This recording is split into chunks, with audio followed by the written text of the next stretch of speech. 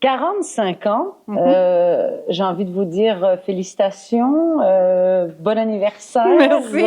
Vous, quand vous regardez 45 ans de carrière ici et ailleurs, à l'époque, on appelait ça le Canadian Pacific. Le Canadien Pacifique, les hôtels Canadien Pacifique, c'était le département du personnel. Quel nom horrible!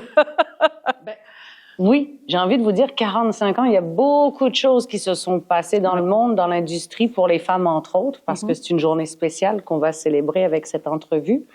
Vous, qu'est-ce qui vous vient à l'esprit après 45 ans, vos constats? Bien, je vois qu'il y a eu beaucoup d'évolution. Est-ce qu'on est rendu où est-ce qu'on devrait être ou est-ce qu'on peut aller plus loin? Je pense que oui. Mon constat, c'est que dans l'industrie de l'hôtellerie, il y a de plus en plus de femmes aussi. Au début, c'était vraiment un monde d'hommes. Je me souviens d'être la seule femme sous le comité exécutif des hôtels. Puis, je me disais, ils sont où les autres femmes? Alors, maintenant, on est presque à parité ici. Il nous en manque une. Donc, on va aller chercher à un moment donné pour être à parité sur le comité exécutif. C'est quelque chose qui est très important. Je pense qu'on apporte, on a apporté au fil du temps. Je me souviens au début, ils disaient, ben oui, tu vas nous parler, tu vas nous mettre le côté femme, le côté doux. Puis je leur disais, c'est pas ça que je vous apporte, moi. Je vous apporte une autre version. Quand vous dites ça, voici moi ce que j'entends. J'entends ça comme employé, j'entends ça comme femme ou comme gestionnaire, et voici ce que nos collègues vont entendre. Alors, c'est pas ça. Vous devez, des fois, m'écouter, puis je devais le dire, vous devez m'écouter parce que je crois que c'est important d'ajuster nos façons de faire. Alors, quand on est obligé de dire, vous devez m'écouter, maintenant, on dit, toi, Francine, qu'est-ce que tu en penses au comité exécutif? C'est ça, le gros changement. Puis, on va vers ça, on tend vers ça, c'est vraiment ça. On a beaucoup, à l'hôtel ici, la majorité de nos employés, je vous dirais, c'est plus que 50 qui sont des femmes. Si on regarde toute notre équipe de préposés aux chambres, si on regarde dans la cuisine, il y a une grande représentation des femmes dans la cuisine, préposées aux chambres. On commence à avoir des femmes au niveau de l'économat, qui est toute notre section d'approvisionnement de la vaisselle. Des postes qui étaient un peu moins connus pour être que les femmes rentraient. Et tout d'un coup, on a des femmes qui sont à la plonge. On a des femmes qui sont des équipières. Alors, on prend notre place pour le travail qui nous intéresse et non pas juste parce que je devrais faire ça parce que je suis une femme. OK, je suis une femme, hôtellerie, préposée aux chambres. Je suis une femme, réception. Et là, maintenant, c'est un meilleur, c'est un équilibre qui est... Beaucoup moins de stéréotypes. Je pense qu'on en a beaucoup moins. Quand je dis ça, je voudrais me reprendre et dire, on en a encore. Il y a encore du chemin à faire, mais il y en a déjà un bon bout de fait. Oui. Vous, est-ce que vous avez eu des femmes dans votre carrière qui ont été marquantes? C'est certain que la première femme qui m'a donné ma chance, je suis arrivée au Château Champlain à Montréal quand c'était Canadien Pacifique. Et j'ai fait un peu la réception, j'ai fait la comptabilité et on m'a demandé, est-ce que tu veux t'en aller comme secrétaire au département du personnel? Là, je me suis dit, secrétaire, j'ai mon doigté du secondaire 5, je ne suis pas une secrétaire. Là. J'avais un deck en lettres, je m'en allais en traduction ou en interprète, je n'étais pas trop certaine. Et finalement, je suis allée passer l'entrevue, j'ai eu mon poste de secrétaire et cette dame-là, elle a vu un potentiel en moi. J'avais, je dirais pas l'âge, 18 ans, 19 ans. Puis, elle a vu un potentiel et elle m'a formée dans le département. Au point de vue qu'elle m'a donné la piqûre, je suis allée en cours du soir à l'université. Alors, je l'ai faite à la dure un peu, mais c'était mon choix. Et puis par la suite, les bureaux chefs qu'on avait à Toronto, je me souviens encore, notre senior VP, Caroline Clark, c'était une femme extraordinaire. Elle était la gardienne de la culture chez Fairmont, tout ce qui était collègues, employés. C'était vraiment le focus. C'était pas juste un besoin des avoirs parce qu'on a un hôtel. C'est grâce à nos collègues qu'on a l'hôtel. Alors, toute cette façon de faire, j'ai eu beaucoup de femmes qui m'ont aidée, puis on dit toujours notre mère, mais moi, ma mère a été importante dans ma vie. À l'âge de 7 ans, ma mère travaillait. On n'avait pas beaucoup d'argent, ma mère travaillait, mon père était dans le Grand Nord pour construire notre maison. Alors, lorsque j'allais au primaire, les enfants disaient « ta mère travaille ». C'était pas connu. C'était comme, comment ça fait que ta mère travaille? Elle était déjà avant-gardiste? Oui, parce que les années 65, les femmes étaient au foyer, travaillaient. Puis elle aussi, elle a commencé comme secrétaire, puis est devenue directrice du bureau jusqu'à sa retraite. Alors, tu sais, puis elle s'occupait de nous, 2 filles à la maison, lorsque mon père était absent pendant beaucoup de temps, soit dans le Grand Nord, soit aux États-Unis, dans la crise de la construction des années 70. Alors, c'est elle qui a tout apporté cette façon de faire que tu te débrouilles, tu vas commencer à travailler. Puis sans jamais me dire, il faut que tu fasses ça. Tu sais. Moi, j'avais un caractère, ma sœur avait son caractère. On avait le droit de s'exprimer comme on voulait. On avait le droit de faire ce qu'on voulait. Mais c'est ce qui a forgé. Mais peut-être ma base. Sûrement ma base, oui. Il y a une autre femme très importante dans votre vie, plus qu'importante. Vous m'avez dit, c'est grâce à elle que je suis ce que je suis. C'est votre fille. Oui, je dis, les gens me disent toujours, tu as un enfant handicapé, ça a dû être quelque chose de difficile, ta carrière et tout. Et non, c'est grâce à elle que j'ai pu me développer. J'ai avec une fille qui vit une différence. 2 plus 2 font pas 4 lorsqu'on veut avancer les choses. Alors, il faut avoir de la créativité, l'empathie, l'écoute, regarder le problème de tous les angles pour voir où est la solution. Puis je pense que ça m'a apporté beaucoup dans ma carrière auprès des collègues, ou du moins j'espère, ça leur a apporté beaucoup. Moi, ça m'a apporté beaucoup. Et Jessica était ma priorité. Mais j'ai eu la chance d'avoir des directeurs généraux extraordinaires qui, lorsque je vous dis, Jessica va avoir 38 ans, elle avait 2 ans à l'époque, alors on parle de quand même il y a 35 ans à peu près. Où est-ce que, tu sais, Jessica, je devais aller 2 fois par semaine en physio et 2 fois par semaine en ergo, dans un hôpital spécialisé à Montréal, parce que je viens de Montréal. Puis, il m'a permis de faire cette partie-là le matin de bonne heure. Et la personne qui s'occupait, qui était ma cousine qui s'occupait de Jessica, venait me reconduire au bureau. Et moi, je retournais en métro plus tard pour faire mes heures.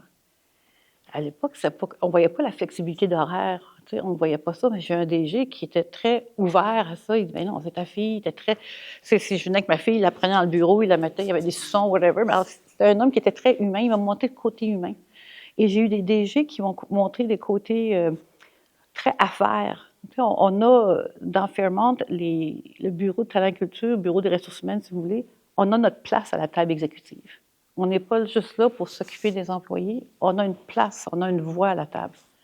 Puis ça, cette compagnie-là m'a apporté beaucoup. Les gens me disent 45 ans. Pourquoi 45 ans? Tu as la même place. Mais je n'ai jamais fait à la même place, parce qu'en hôtellerie, il n'y a jamais une journée qui est pareille en passant. On peut évoluer au sein d'une même entreprise. Ah oui, évoluer beaucoup. Puis... c'est certain que les gens me disent, mais 31 ans, pourquoi tu n'es pas allé ailleurs? Tu pouvais évoluer, tu aurais pu voir le monde. Ma priorité est toujours ma fille. Alors, ce que j'ai décidé, c'est de faire évoluer mes collègues, faire évoluer les gens autour de moi. Combien de fois que je me suis assise, tu devrais peut-être faire ci. J'ai un directeur des ressources humaines qui est devenu DG d'un hôtel parce qu'on a eu une discussion, t'as-tu pensé? Alors, pour moi, c'était ça qui était important. Je ne pouvais pas faire ce que je voulais. C'est que j'avais des priorités qui étaient différentes.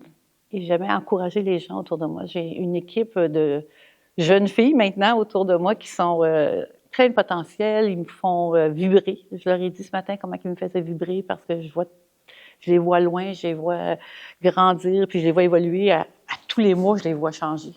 Est-ce que vous vous permettez justement j'aime pas le terme anglais, coacher, mais est-ce que vous faites aussi du mentorat? Est-ce que vous êtes là maintenant dans votre carrière à dire, ben c'est à moi peut-être de conseiller, de mentorer? Mais des fois, je fais un peu de mentorat, je dirais, peut-être de façon non officielle. Ou est-ce que tout d'un coup, je retourne à la maison, je parle avec mon conjoint, il dit, ben, je peux pas écouter. Alors, j'ai une personne dans un autre hôtel qui m'appelle, elle dit, écoute, c'est ma première fois dans l'hôtellerie, je comprends pas un peu comment qu'est-ce que vous faites. Alors, puis même si on est compétiteurs, on se parle. Parce qu'on se parle pas de notre travail, on se parle de comment coacher un problème.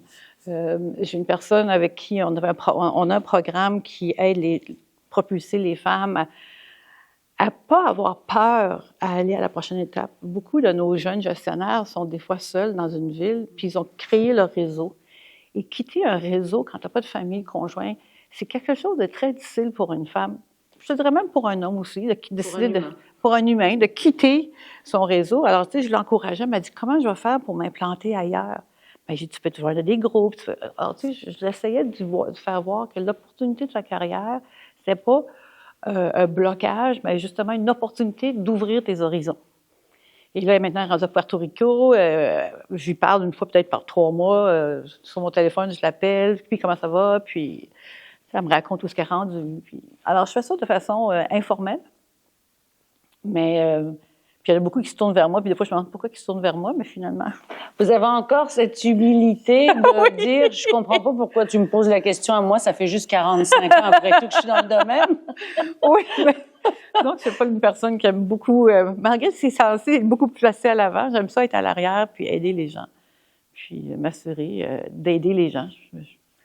Ma mère me disait toujours, tu n'es pas capable de dire non. Mon conjoint me dit aussi, tu n'es pas capable de dire non. Si on a besoin d'aide, on va trouver une façon d'aider. Il y a 24 heures dans une journée, il y a en masse de temps.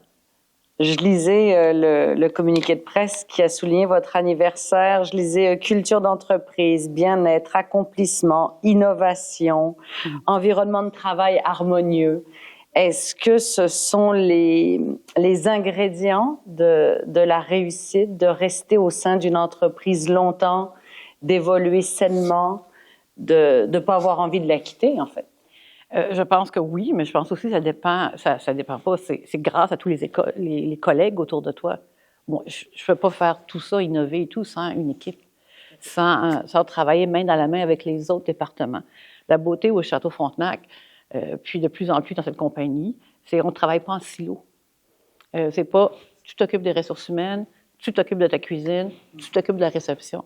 Parce qu'on est tellement interreliés, on peut pas être sur une île. On doit travailler ensemble, puis travailler avec des gens, mais c'est stimulant. Ça me fait, j'ai la possibilité, si je vais dans un restaurant puis je vois quelque chose de cool, de le ramener, puis pas de me faire regarder comme mêle-toi tes affaires. Non, hey, j'ai vu ça, c'est le fun, on devrait faire ça. Je sais pas si on peut le faire, parce que j'ai aussi une culture, je connais peut-être pas le domaine, mais moi, voici comment je l'ai vécu en tant que client. Alors, ce serait le fun de créer ce sentiment-là. Comment qu'on peut le faire ici? C'est un peu l'adage où on dit tout seul on va plus vite, ensemble on va plus loin. Tout à fait. Exactement. Francine, on dépose aujourd'hui cette entrevue pour mieux vous connaître lors de la Journée internationale des droits des femmes. On parle de plus en plus du plein potentiel que les femmes peuvent maintenant ont pu à se sentir mal, j'ai envie de dire, ou timide vis-à-vis de dire j'ai envie moi d'atteindre ça et ça. Qu'est-ce que vous dites de cela? Mais ce que je vous dirais, c'est que le plein potentiel de chaque personne ou de chaque femme lui appartient. Avoir notre plein potentiel, c'est bien beau de mettre en lumière le travail que j'ai fait, où est-ce que je suis rendue dans mon poste, puis je suis très privilégiée. Par contre, je voudrais mettre en lumière tout le travail que toutes les femmes font présentement et qui atteignent leur plein potentiel. Notre plein potentiel, ça ne veut pas toujours dire que je veux être la directrice VP senior. C'est pas ça, atteindre son plein potentiel. C'est s'accomplir soi-même, comprendre que le travail que je le fais avec mon plein potentiel et je le fais parce que je suis d'accord de le faire, ce travail-là. Ça me nourrit, ce travail-là. Je tente jamais, je travaille fort, puis je tente, puis j'espère que je réussis de dire que n'importe quel travail qu'une femme fait, elle le fait sûrement parce que des fois, ils ont besoin d'argent, comme on a besoin d'argent, on a besoin de travailler, on a besoin de nourrir notre famille, mais on le fait aussi pour nous-mêmes. J'ai vu des préposés aux chambres ici qui ont une carrière phénoménale. Et on parle de préposés aux chambres, mais je vous dis, là, c'est une carrière, une préposée aux chambres. C'est de savoir tout mettre la table pour que le client, lorsqu'il rentre dans sa chambre, là, c'est magique. Ils mettent la table, alors ça prend une passion pour faire ça. Ça prend une loyauté envers notre clientèle. On a parlé de femmes qui... je ne vais pas rentrer dans le débat, les infirmières et tout, mais on regarde toutes ces femmes-là, ils atteignent le plein potentiel. Être une infirmière, c'est pas juste être une infirmière, je ne suis pas docteur, je suis une infirmière. J'atteins mon plein potentiel parce que c'est ça que je veux faire, c'est ça que je veux redonner à ma communauté, à mes patients. Et pour moi, c'est ça qui atteint le plein potentiel pour une femme. Ça n'a rien à voir avec le poste, la hiérarchie. Non, puis le plafond de verre. Oui, il y a une connotation de plafond de verre, qu'il y a moins de femmes dans les hautes stratosphères parce que c'est comme ça pour l'instant. Puis je dis pour l'instant parce que je pense que ça va changer. Je crois fermement que ça va changer. Mais le plein potentiel, c'est pas toujours de dire, bien, tu devrais avoir un plan de développement parce qu'il faut que tu fasses ça. Tu peux faire ça comme ça, puis avoir un plan de développement extraordinaire, mais être bien, puis être comblé, puis être développé, puis être dans son plein potentiel, sur son X, comme ils disent maintenant, là. Oui, puis souvent, c'est des gens, des fois, vous le disiez tantôt, il y a quelqu'un qui m'a dit, pourrais-tu être secrétaire? Est-ce que tu serais intéressé à être secrétaire? Oui. Des fois, c'est les gens qui voient le plein potentiel de quelqu'un qui l'a même pas vu lui-même. Tout à fait. Parce que moi, c'était, comme je vous l'ai dit, moi, je me dirigeais pas vers ça. Je n'étais pas une carriériste, moi, là. C'était pas ça le but, mais j'ai été chanceuse d'avoir des gens autour de moi qui ont vu mon potentiel et qui m'ont encouragée et qui m'ont ouvert des portes. C'était à moi, par contre, de passer à travers ces portes-là. Mais ils m'ont tendu la main, ils m'ont donné l'énergie de le faire et le support lorsque ça allait peut-être un peu moins bien des fois. En terminant, j'ai envie de dire, qu'est-ce que vous conseilleriez ou qu'est-ce que vous diriez à la jeune Francine Gauthier, il y a 45 ans, qui se fait engager pour la première fois? C'est drôle à dire, mais j'étais une personne très, très timide, qui n'avait pas beaucoup de confiance en elle. Et grâce à des gens qui ont été mis sur mon chemin, j'ai gagné. Je me souviens encore la première fois, il y a 20 ans, lorsque j'ai fait ma première présentation devant les employés, j'étais une feuille tremblante.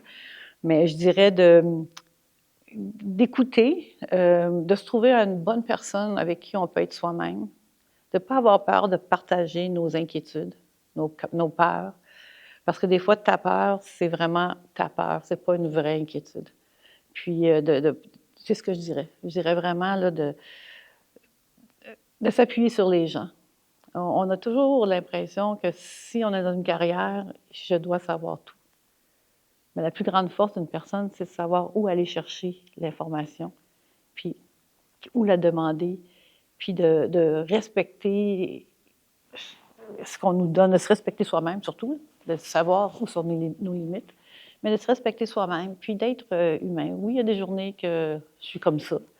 Puis oui, il y a des journées que j'ai le goût de me mettre en boule en quelque part pour pleurer parce que quelque chose de personnel est arrivé. Mais je ne perds pas de l'énergie à mâcher ça. Puis je pense que c'est ça qui est important. C'est qu'on vit ce qu'on a à vivre, on prend un grand respire, puis qu'est-ce que j'ai devant moi? Parce que c'est tout ce que j'ai. Je ne peux pas retourner en arrière, je ne peux pas mâcher le mauvais. Il faut que je regarde en avant. Puis c'est ce que je fais. Puis les gens me disent, quand tu vas arrêter, qu'est-ce que tu vas faire? Ma sœur répond, elle n'arrêtera jamais, elle va trouver d'autres choses. Donc, je vous souhaite un autre 45 ans. Peut-être pas. On va dire encore quelques années de bonheur. Parce que c'est vraiment un bonheur de travailler ici. Ça se sent. Et travailler pour la compagnie. Ouais. Merci beaucoup. Mais merci à vous. Félicitations encore. Merci beaucoup.